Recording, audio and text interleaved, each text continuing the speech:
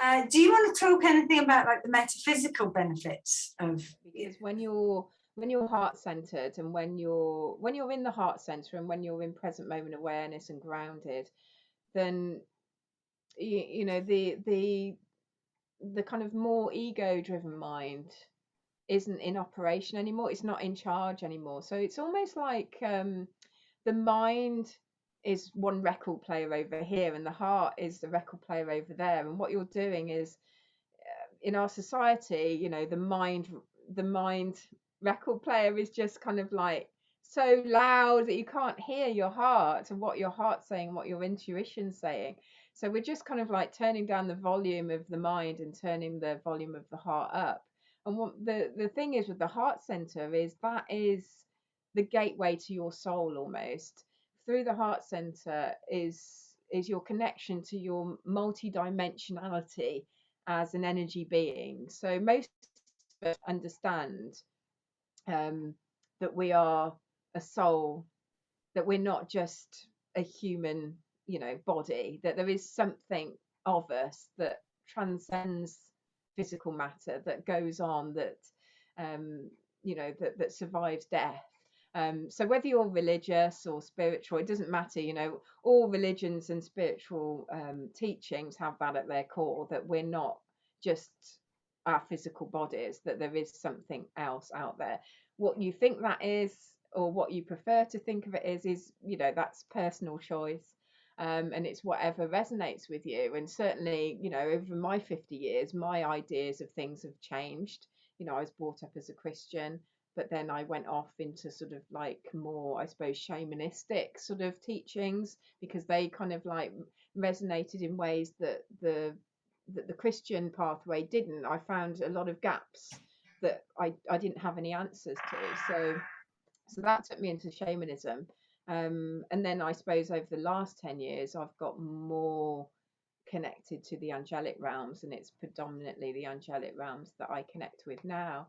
Um, so, however far you want to go on a sound bath is entirely up to you.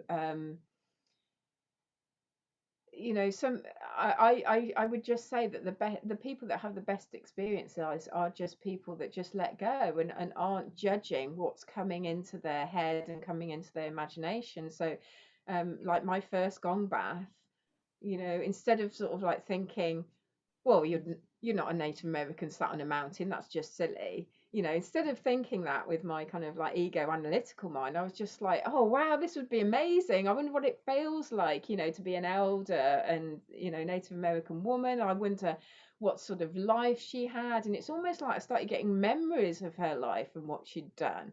Um, so I later, of course, trained to be a past life regression therapist. And now I look back at that experience and I understand that I was actually tapping into, you know, a past life of mine. So, and again, it's kind of like whether you believe that you have past lives or not doesn't really matter. Just explore how it feels, because once you know something, you can't unknow it. Mhm. And that is my experience with connecting with other parts of myself and other lives that I've had, is that it's so visceral. It's like it's just as real as a memory from this life, because it brings emotion with it. So after a while, when you've been working with energy for a while, you realize that your imagination, if it's just your imagination that you're making something up, it's actually quite flat. You know, and kind of two-dimensional. But if you're tapping into older wisdom, either from this life or another life, or from, you know, in between lives even, then it comes with this kind of knowing and this feeling. And once you've tapped into it, it's like a file on the computer that you've opened, and it's kind of like, and it's there, and it, you know, it's you can't unknow it. That's the only way I can describe it. So sound baths are a beautiful way of allowing yourself to open up to this and letting your mind drift and letting, you know, and just seeing what comes in. Some people do intentionally set set an intention to connect with their spirit guides, connect with their guardian angel, or again, whatever resonates with you. And I make it a safe space for you to do that. So I work energetically with the hall or the space. So, the sound bath that you came of mine to Evesham, before anybody gets there, I create that space. I cleanse it with sound and usually some incense before you get there, so that it is a safe energetic space for anybody that wants to have a more spiritual experience or journey. Then they can do so without fear of sort of like outside interference, shall we say.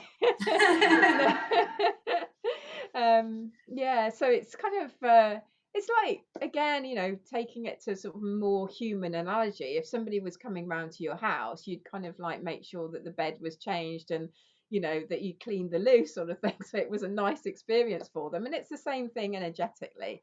I make sure that it's a clean and safe space for you to journey in.